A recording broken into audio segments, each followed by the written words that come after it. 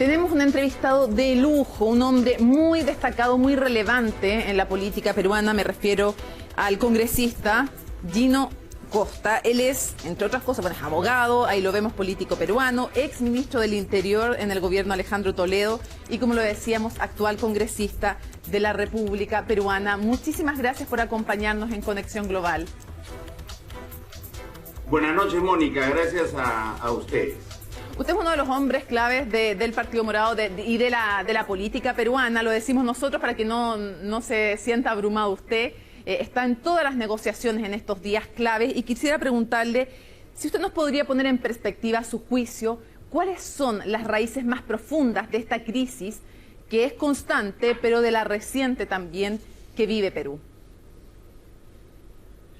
Mira, lo más reciente tiene que ver con un golpe parlamentario arbitrario, inoportuno e innecesario, porque se trataba de las investigaciones sobre corrupción que se hicieron públicas que afectaban al presidente, el expresidente Vizcarra.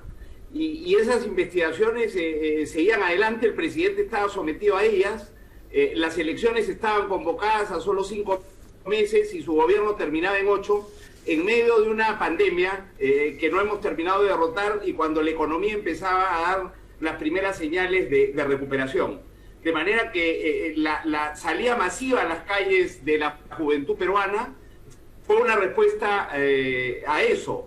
Además, gobernaba el Perú un presidente que había hecho suya la bandera anticorrupción, que era bastante popular, a pesar de lo mal que nos ha ido con la pandemia en lo sanitario y en lo económico. ¿Sí? Pero se le veía comprometido, en efecto, con resolver estos problemas.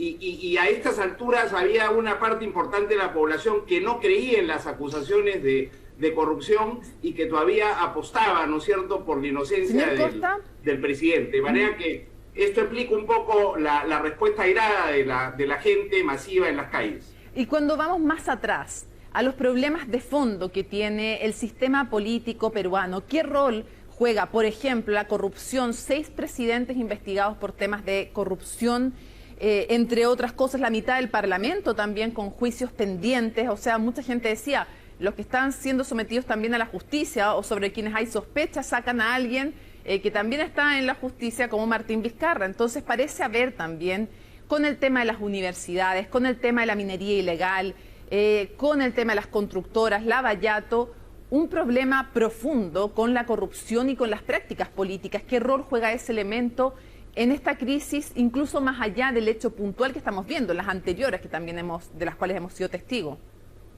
Sí, yo te diría que la inestabilidad de los últimos 4 años tiene que ver con 2 factores, con lo que tú mencionas, y regresamos a eso, y con el hecho de tener un ejecutivo que no tenía representación mayoritaria en el Congreso. Entonces, eso ha generado una gran inestabilidad en la relación entre poderes. El presidente Kuczynski se le intentó vacar 2 veces también, al final renunció, y después, bueno, hemos tenido a Vizcarra que disolvió el Congreso constitucionalmente y al final fue vacado en 2 oportunidades, en la segunda se le vacó. Entonces, primera fuente de inestabilidad, el tremendo desequilibrio, digamos, por la poca presencia del Ejecutivo en el Legislativo, y en segundo lugar, los hechos de corrupción que han afectado a toda la clase política, primero a Niko Kuczynski, después a Vizcarra, pero en general han generado un clima, ¿no es cierto?, de profundo malestar y de confianza en la política. Gracias, entre otras cosas, a que han avanzado las investigaciones anticorrupción en el Perú, a diferencia de otros países que también se vieron afectados por el fenómeno Lavajato. Pero acá tuvimos un Ministerio Público y un Poder Judicial que han actuado autónomamente y han avanzado muchísimo, y eso es saludable, pero a costa, por supuesto, de develar los grandes pecados de la política peruana. Sí, bueno, y ahí también, bueno, nosotros también tenemos el caso de financiamiento ilegal de la política, no con Lavallato, pero con otros casos, y que quedan en la impunidad y el daño que eso tiene para una democracia es altísimo. Hay cuestionamientos, es cierto, a la justicia peruana, pero hay también fiscales que se han atrevido, como usted decía, tanto que entre Navidad y Año Nuevo, cuando los tratan de sacar, se producen protestas. Y en ese sentido, Martín Vizcarra se pone del lado de los fiscales y de la necesidad de investigar. Sin embargo, usted mencionaba el tema de la corrupción, que es mucho más allá de Lavallato. O sea, tenemos una cantidad de casos entre parlamentarios impresionante, ministros, tráficos de influencia. Usted hablaba también de esta fuerza del Parlamento frente a un poder ejecutivo que entre PPK y también Vizcarra no tenían mayoría, es más, no tenía partido si fue puesto después de que sacaron a PPK Martín Vizcarra. ¿Cuál es este rol que ha tenido también la figura de la vacancia? Algunos hablan de una mezcla entre un parlamentarismo, hay que explicarle a la gente que nos ve que Perú tiene una sola cámara en el Parlamento, un parlamentarismo en la práctica y además el uso de esta vacancia. Sería interesante que usted nos explicara cómo se van gestando también las decisiones de ocupar la figura de la vacancia, que es bastante laxa en su interpretación, ¿no? De hecho, estaba en discusión ante el Tribunal Constitucional este parlamentarismo y sacar al presidente por vacancia. Así es, mira, nosotros tenemos un presidencialismo moderado con muchas figuras del parlamentarismo y entonces es curioso porque el régimen constitucional blinda al presidente. Claro. Solo se le puede acusar durante su mandato por hechos gravísimos como traición a la patria y la disolución ilegal del Congreso. Pero nada más. Sin embargo, está la figura de la vacancia por incapacidad moral que es muy ambigua y da para todo cuando el presidente no tiene mayoría en las cámaras. Claro. Y en un contexto de alta confrontación, entonces, mientras que el presidente ha recurrido a las cuestiones de confianza, amenazando la disolución del Congreso, cosa que se materializó en septiembre del 2019, el Congreso ha respondido con la amenaza de vacancia. Y el último año, el presidente ya no puede hacer cuestiones de confianza, pero el Congreso sí puede vacar al presidente. Entonces, el último año el presidente Vizcarra se quedó sin armas frente al Congreso y el Congreso aprovechó para deshacerse de él sin calcular que estaba frente a un presidente popular que había logrado en el imaginario popular concentrar las iras contra la corrupción en el poder legislativo. Quiero llevarlo ahora al presente y ¿cómo usted definiría la figura del nuevo presidente Francisco Sagasti, que es del Partido Morado también, que es un hombre con vasta experiencia, ingeniero industrial, lo veíamos en la nota, 76 años, tiene una larga carrera que mezcla el ámbito de las políticas públicas con el tema de la tecnología, en el que parece estar muy involucrado, y con gestos además que ha tenido. Lo primero que quisiera preguntarle es por qué usted cree que puede ser alguien que calme la situación política en Perú, y de qué podría depender quien no lo logre, que finalmente se reactiven también las protestas. Pregúntale por la figura de él. Mira, estamos hartos de la corrupción y él es un hombre limpio y transparente. Estamos hartos también de la confrontación de estos últimos 4 años y poco entre el Poder Ejecutivo y el Legislativo, y tiene un mensaje de diálogo. Es un hombre concertador, conciliador. Toda su vida ha favorecido esquemas de diálogo y de concertación política, de manera que quizá es la figura llamada a estabilizar el país, generar consenso, crear estabilidad y permitirnos llegar el 28 de julio del próximo año a nuestro bicentenario en un clima de relativa tranquilidad después de estos 4 años tumultuosos que hemos tenido. Ojalá, dependerá de que él pueda construir con los votos que ha obtenido en el Congreso una mayoría que le permita manejar el país estos años con relativa tranquilidad y paz social, ahí donde no lo pudieron hacer ni Kuczynski ni Vizcarra. Ese será el gran desafío. El país lo ha recibido bien y eso nos permite tener esperanza de que este año estos 8 meses serán mejores que los 4 años anteriores, ojalá. Sí, claro, porque vienen elecciones en abril y ahí también comienza una pugna y uno se pregunta cuánta posibilidad, porque él se separa del partido simbólicamente. Él dice: yo no tengo nada que ver, yo no me voy a postular ningún cargo, voy a ser imparcial respecto también de las elecciones, como para dar garantía y me imagino también como para tratar de tener gobernabilidad. Estamos esperando anuncios de gabinete, figuras claves que van a poner en ciertos lugares de la administración, y yo sé que usted ha estado involucrado en todo este proceso y quisiera preguntarle cuál es el baraje de fuerza que le va a permitir a él que en periodo electoral no empiece el Parlamento u otros sectores de nuevo a socavar la posibilidad de que él gobierne para tratar de con eso posicionarse a alguna figura. Usted ha estado ahí, ¿cómo van a planear y qué están planeando respecto de gabinete, figuras clave que sean distintas además a las que vimos con el presidente que duró un par de días. Entonces, preguntarle cómo va a ser eso y qué han pensado, cuál es la estrategia finalmente del nuevo gobierno.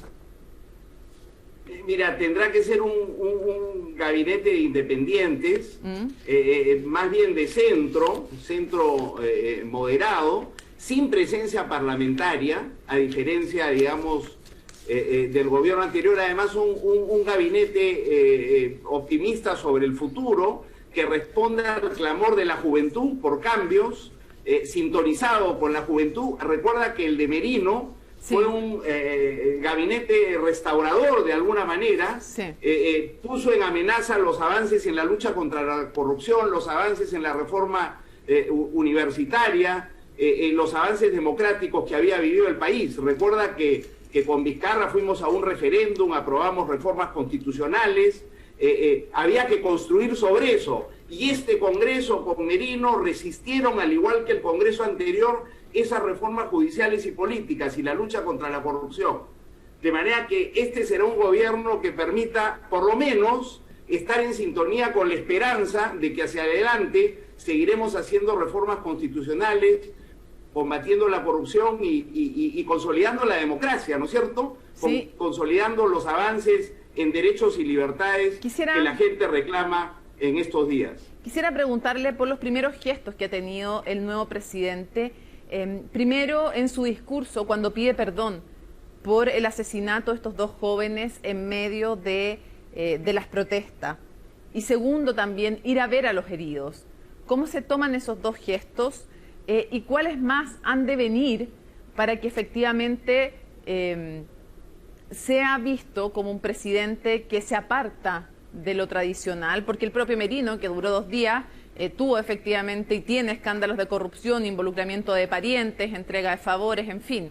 Entonces, ¿cómo leyó usted los dos gestos?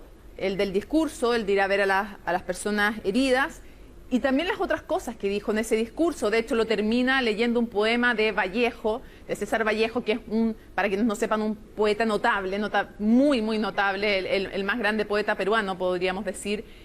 ¿Cómo ve los gestos y cuáles tienen que venir?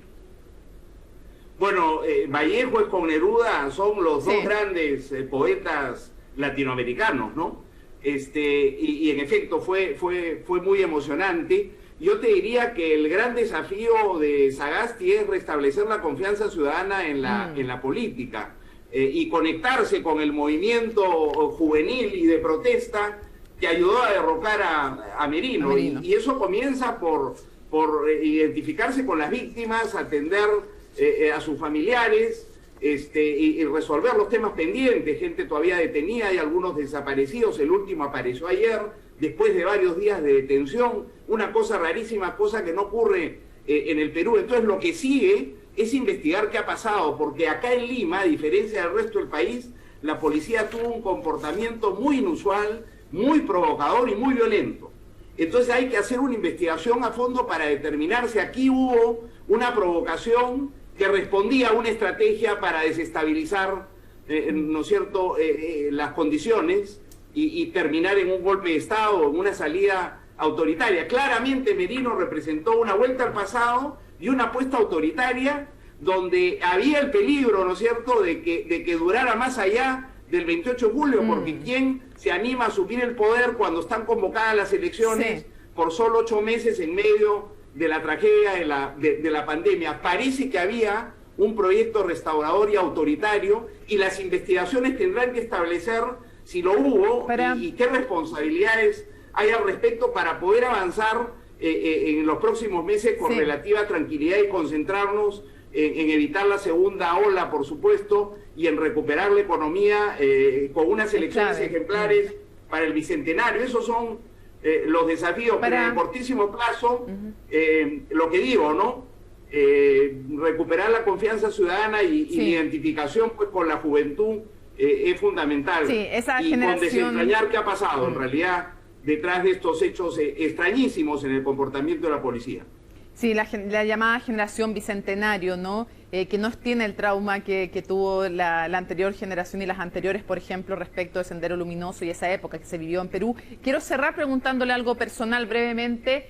Se nombró también a su persona, se dio su nombre como uno de los que podría haber sido también presidente, ungido como la autoridad, no por votos en el fondo de la gente, sino que por este mecanismo que es llegar al Parlamento y finalmente que se decida que en este tiempo de vacancia usted, o en este interregno, usted tomaría el poder.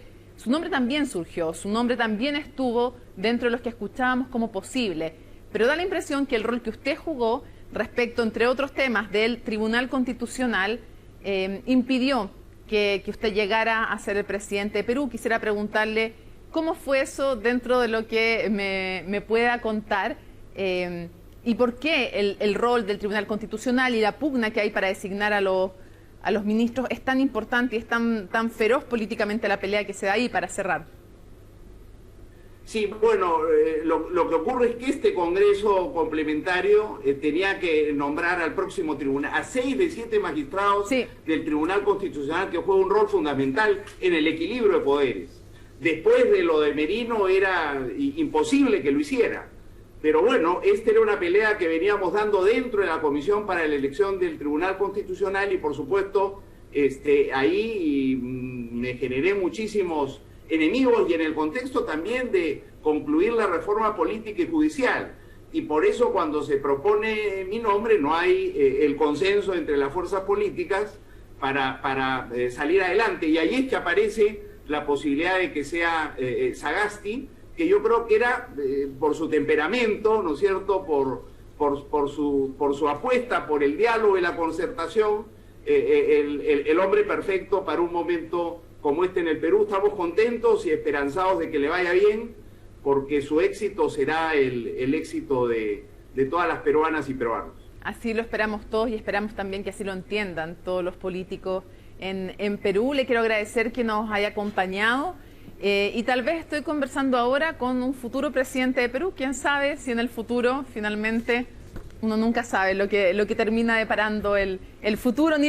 No sé si se va a postular para la elección presidencial porque tiene a Guzmán ahí en el Partido Morado, pero mire, se sonríe, así que quién sabe lo que depara el futuro. Sí, no, nuestro candidato es Julio Guzmán. Solo comentarle, usted se imaginará llegar a su casa a las 11 de la noche, han muerto 2 estudiantes y empieza a tener mensajes de que se cae el gobierno, que el presidente que lo sustituye a Merino tiene que salir del Partido Morado y que se vocea mi nombre.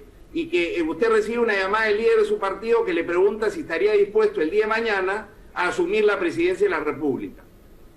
Eso fue. Muchas gracias, señor Costa. Le agradezco muchísimo. Eso es como llevar, digamos, el Estadio Nacional en los hombros, ¿no? Sí, pues. Le agradezco mucho que nos haya acompañado un hombre que además ha criado parte de su vida, 3 de sus hijas aquí en Chile, así que le agradezco mucho la conversación. Que esté muy bien. A usted, Mónica. Muchas gracias.